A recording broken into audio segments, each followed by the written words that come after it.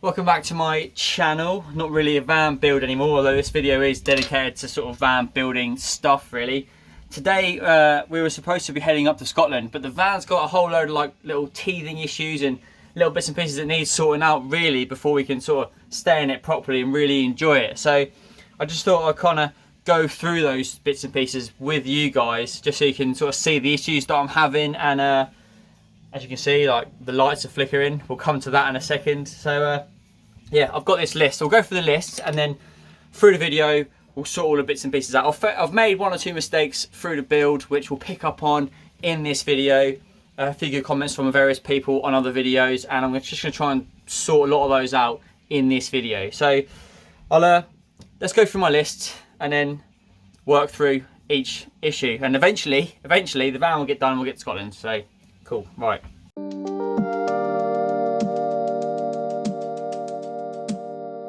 So Deb, who you met in the mattress video, made me this book, which is great. Bejam Van Travel Diaries with my my illustration on the front of it, which is awesome. So page 1, things to do to get the van ready. So the first thing is to reroute the True exhaust. Now in the True Mark video, I had a comment from someone saying that routing the exhaust like that is not acceptable, and the more research I did made me realise that if it's less than a metre, if the exhaust is less than a metre long, which that is a metre I think, then it shouldn't have any more than a 200mm rise. So that's about, what, 300-400mm rise. So I'm going to pull that out and try and do something with it so I've got less of a rise. So that's one issue I need to sort out. Next thing, thick cupboard door handles. Not really worried about that. It's just these cupboard doors here. Want the handles fitted. I'm not really worried about it. Paint the drawers because these all want painting up still, as you can see. All want painting up and tying up, but that's a minor issue.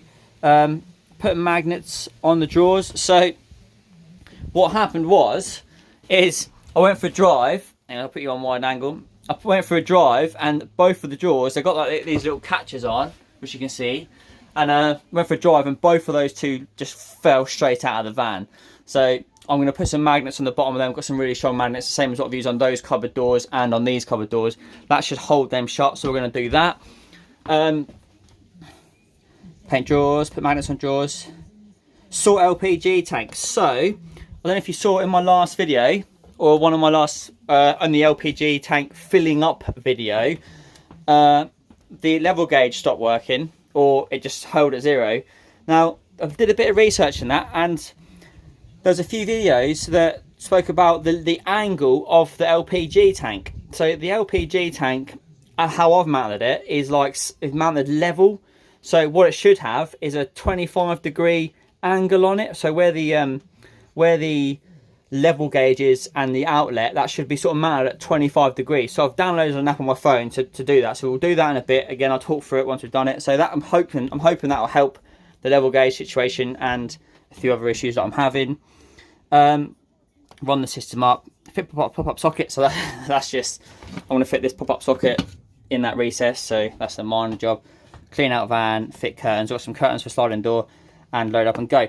But since writing that list, I've got another issue, which is a right pain in the ass. I don't know if you've just noticed, all of my lights have just gone out. So I had lights on at the start of this little talking bit. All my power's gone out. Guess what the issue is? Something that's so stupid. It's this stupid breaker. That cheap, shitty thing from Amazon.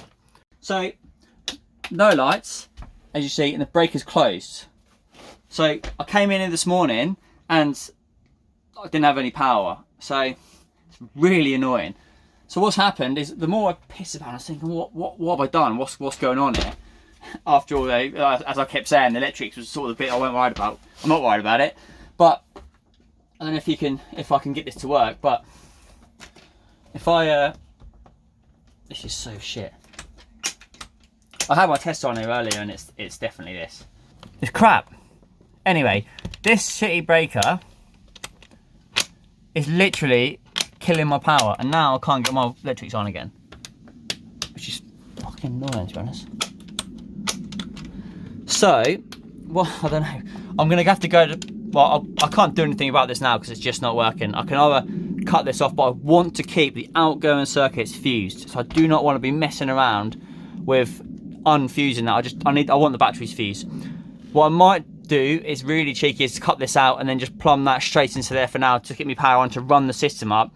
But then on the way to Scotland, I'm going to go to Halfords or somewhere and try and grab a 150 amp fuse or something to try and make this work, because that's annoying. Obviously having no power in here is highly annoying, so I wouldn't recommend these. I do recommend them.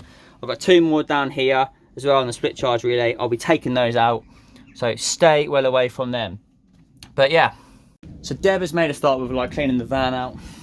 As you can see, actually like looks tidy for once, so she's cracking on with that.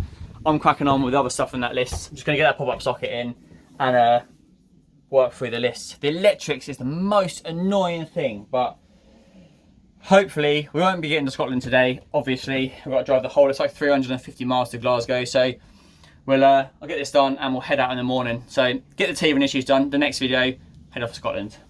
So yeah, let's work through it.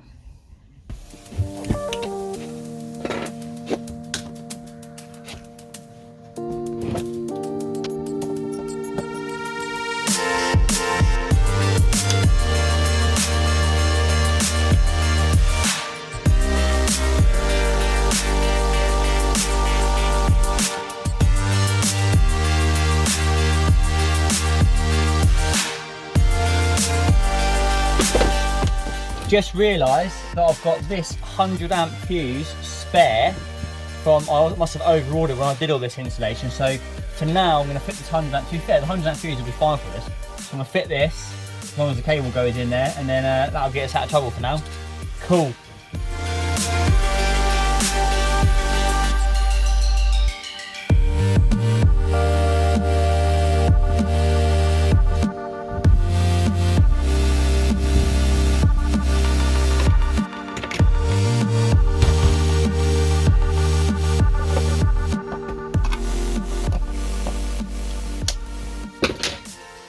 Right, as I said, I found this one in my sort of bag of spares, or my box of spares from the van. It's a 100 amp fuse. It's another one of those shitty things that is broken. But as you can see, the lights are all on now, so it was that causing the bloody problems. So this crappy, I think those cables are really tight now. They're literally just stuffed in there. So I'm definitely going to replace that either in Scotland or when I'm back from Scotland, but for now it gets me out of trouble.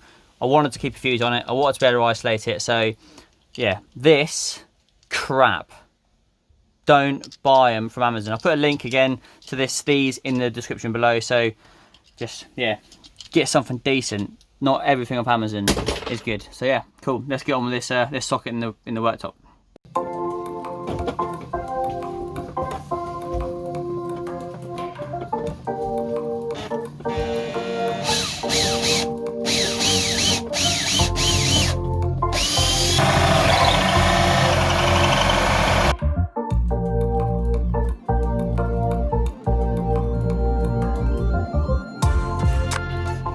Pop sockets in.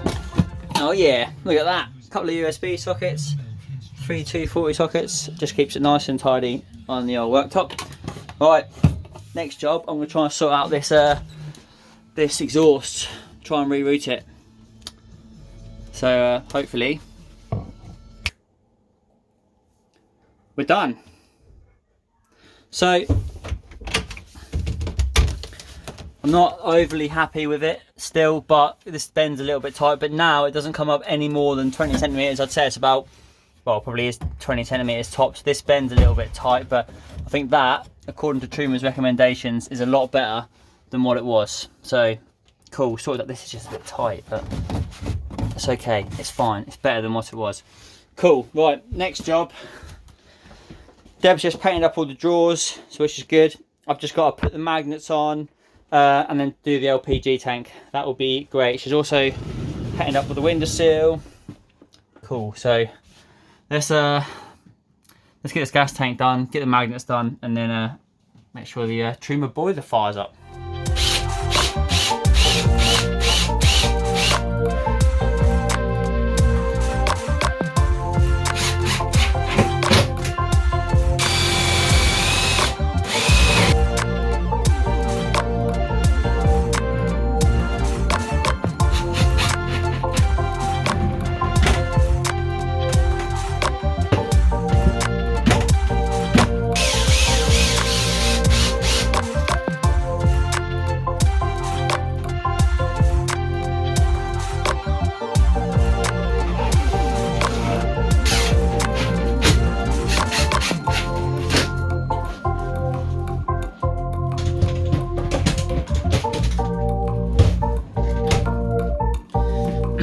got these magnets on the drawers. They now take a little bit of pulling open.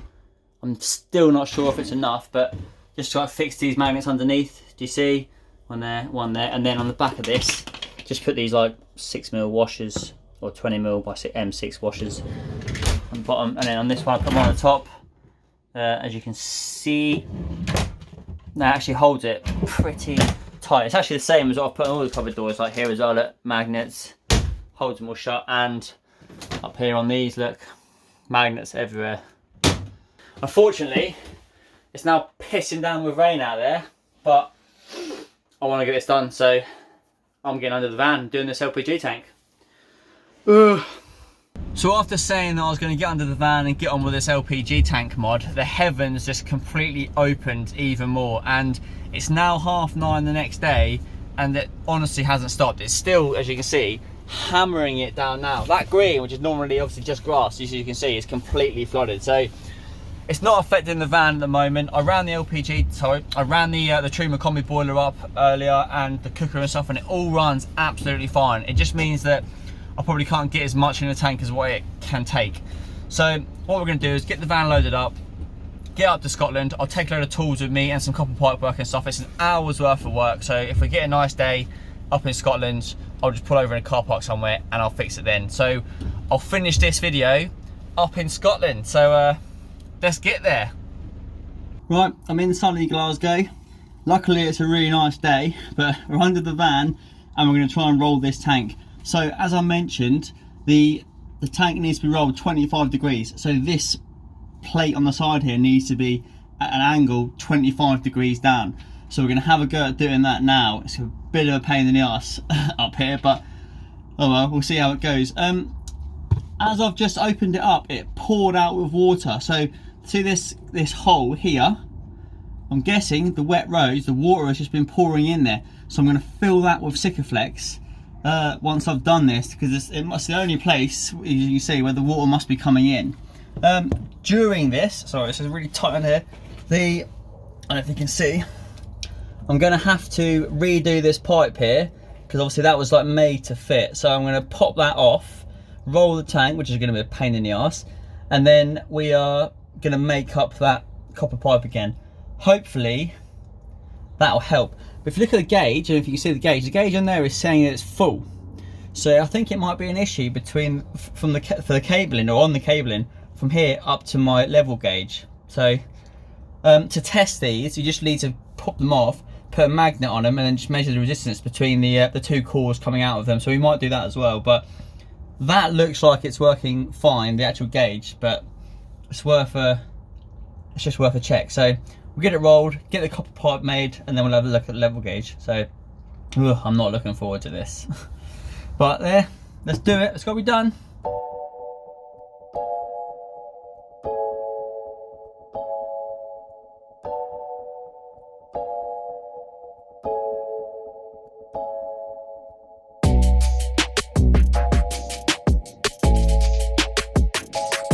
Right, so the tank is now mounted at 25 degrees, as you can see. I've shoved a load of Sikaflex in the end of the pipe to stop the water from running in it. Hopefully that will help that. I had to remake this link here from the outlet valve to the regulator, because obviously now it's got to be a bit longer, so I've done that. This is all now sorted. Took the cover back on and we're job done. The level gauge on here is still reading full, which is good, but up top in the van itself, it's still reading empty, so I think there might be a little bit of a wiring issue with that, but I'll sort that when I'm back home and done with the Scotland trip. So I'll get the cover back on and we'll go and check the odd job list and make sure we've finished it. Right, checking through the to-do lists. Reroute Truma exhaust, done, we've shown you that. Fit cupboard door handles, I actually did that in the end. There we go, look at that. You can't see. Yeah. So cupboard door handles are fitted, cupboard doors are fitted, so quite happy with those. Paint the drawers and windowsills, they're all done. They've done that. Are you enjoying van life? They've done the painting. They've done the painting, that's right. And then painted the windowsill, so looks pucker. That one was for Neil. Sort LPG tank, done that. Run the system up. So I've done that, and the Truma system works really, really well. It's so easy to use. Fit pop-up socket, pop-up sockets in. Clean van out. Dad did that, and me. Fit curtains. Oh, so the curtains I ordered don't actually fit my window, so I'm gonna have to come up with a another idea to cut these windows out. But yeah, are you happy? Very indeed. Good. Nice one here. So this trimmer system is so easy to use. It's literally van heating, click, set your temperature. I'm gonna leave all this off now because the gas is off. The that one there is the hot water. Again, just set it hot, boost mode. There's probably videos on YouTube to set all this. And then this is how it's got gas. It's how it's fueled basically. So you got gas, a mixture of gas and electric on its own when plugged into 240. So obviously I've got Scotland gas a minute, so I'm off grid. And then fan, so how hard it's blowing. That was immature. So yeah, that's the end of the teething list, teething issues video, if you like. So we're obviously now up in Scotland. The next video is us traveling up here, and there's a little bit more involved in this. I've sort of done 2 videos in one really, but you'll see the next part of this, if you like, in the next video, plus the trip up here. And we're going to call it the sort of Scotland trip. So thanks for watching. Don't forget to subscribe. Make sure you hit that like button. Yeah, I'm not say really. Bring on the Scotland video. I can't wait to get from here and up into the Highlands. It's going to be exciting. So cool. See you in the next one.